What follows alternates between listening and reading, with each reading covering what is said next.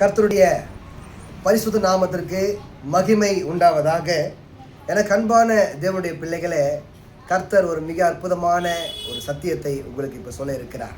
சங்கீதம் 91:11-12 சொல்கிறது, உன் வழிகள் எல்லாம் உன்னை காக்கும்படி உனக்காக தம்முடைய தூதர்களுக்கு கட்டளையிடுவார்.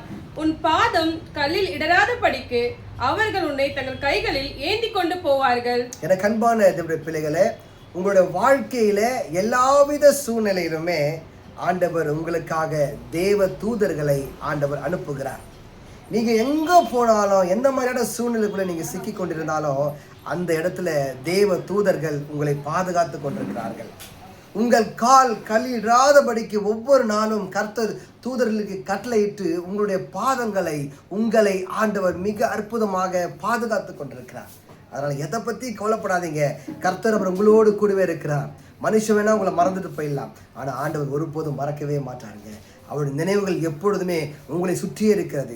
நீங்கள் எங்கே போனாலும், எங்கே வந்தாலும் ஆண்டவர் உங்களை உயர்த்த வேண்டும் என்பதுதான் அவருடைய தீர்மானம். நிச்சயமாக நிறைவேற்றுவார். நிச்சயமாக நீங்கள் ஆஸ்வதிக்கப்படுவீங்க, உயர்வீங்க, குடும்பத்துக்குள்ளே ஆஸ்வதை பெற்றுக்கொள்வீங்க, சமூகத்துக்குள்ளே உயர்ந்த இடத்துல போய் நிற்பீங்கன்னு சொல்லி நான் மனதார உங்களை வாழ்த்துக்கிறேன். கர்த்தரை நம்புங்க, கர்த்தரையே நம்புங்க, அவர்களை ஆஸ்வதிப்பாராக.